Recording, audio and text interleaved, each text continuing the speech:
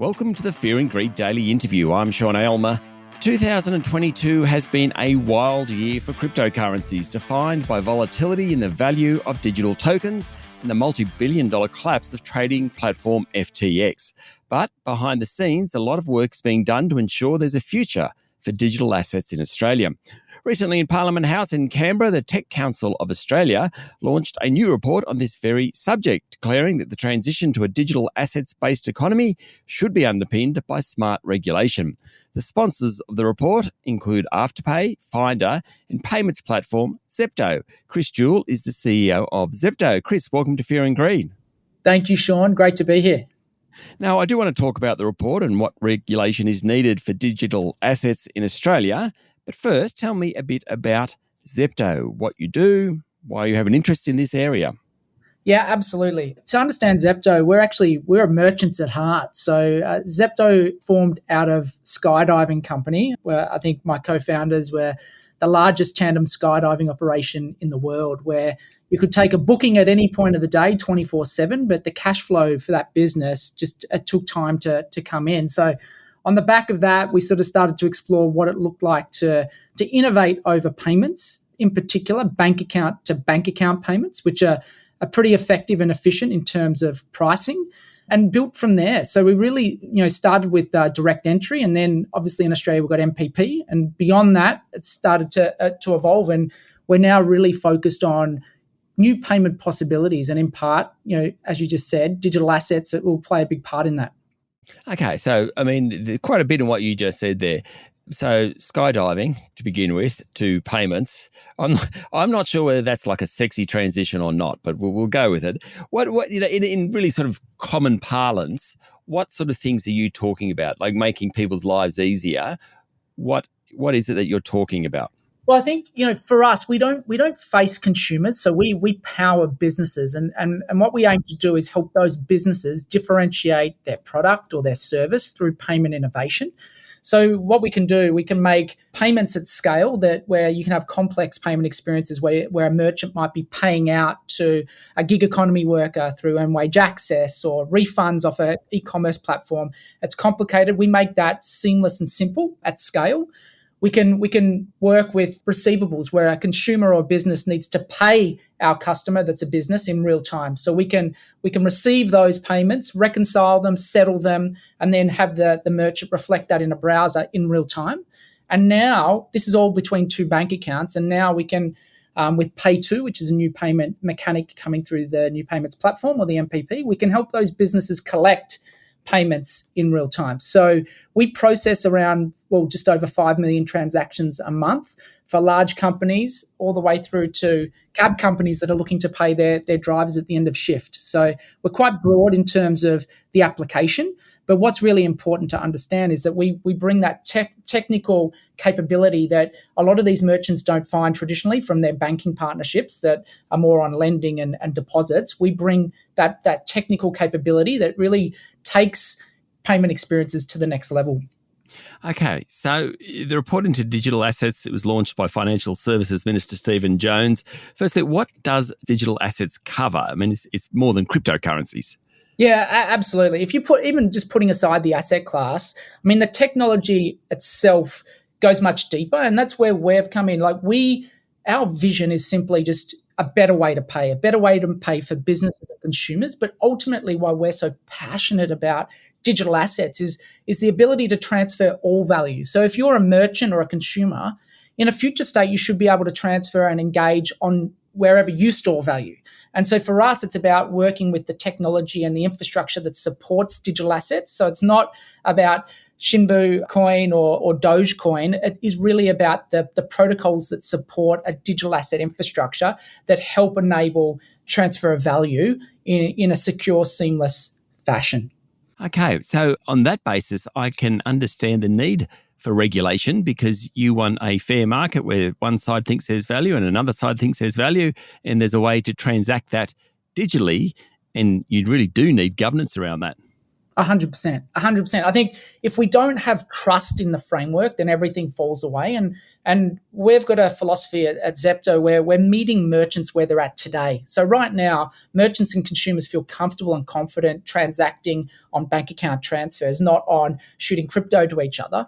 But equally, we're committed to creating these new payment possibilities where that trust framework is absolutely core and key.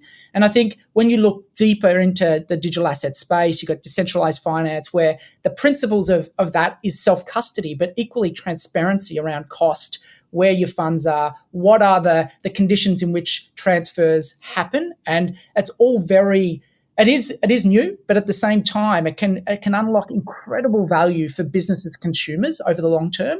But 100%, and this is where we worked really closely with the government and the Tech Council of Australia, is around getting behind an alignment of what we need in terms of a responsible regulatory framework to drive trust so that ultimately we can unlock value back for businesses and consumers. Stay with me, Chris. We'll be back in a minute.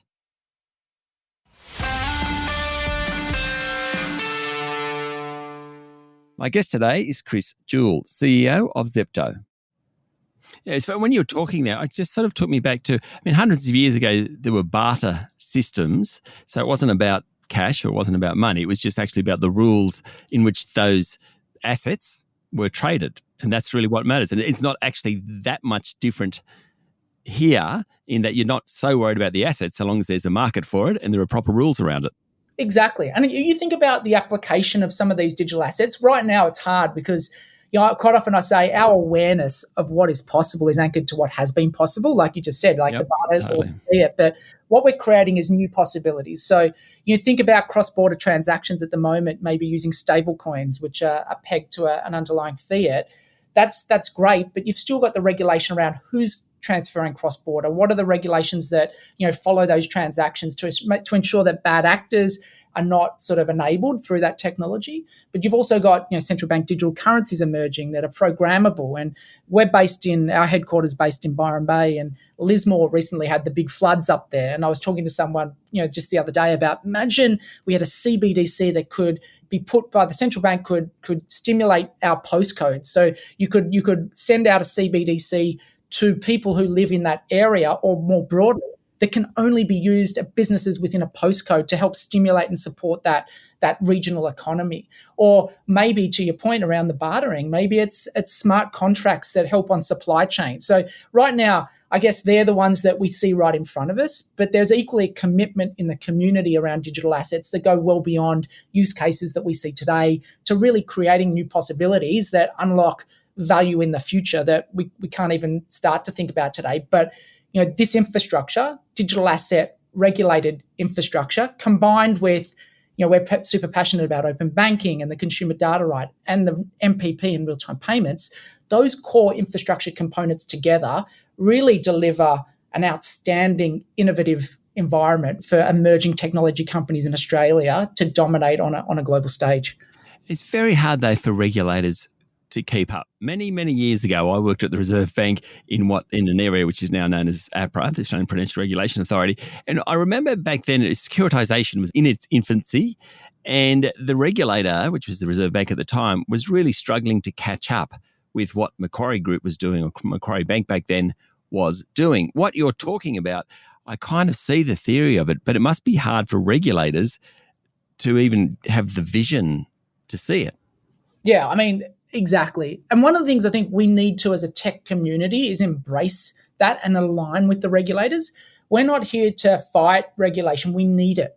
We need to help shape it. And I think for us, it's like we don't need to over-regulate. We've got some really strong governance protocols within real-time payments as it exists today. We're building out a consumer data right framework with regulation to support open banking. And to an extent, what's happening in digital assets, we absolutely need to bring the trust. We need custody. We need regulation at certain areas. But collectively, we don't need to over-regulate areas that have already been regulated. So we can complement these different regulators coming together. And I think that's the challenge in itself, like that the regulators understand the boundaries and where they can rely on other regulatory bodies rather than having to recreate the wheel themselves. And that's where I think the tech community really needs to engage to support the regulators with the right outcomes, because we're all aligned to ultimately wanting to do the right thing to unlock that value back for our community. How close are we to getting to a framework that allows that to happen? I mean, I'm sure things like FTX and that can't help. And certainly it doesn't help in the court of public opinion. Regulators, I'm sure, would be more across it. But, how close are we to getting a regulatory system that works for you?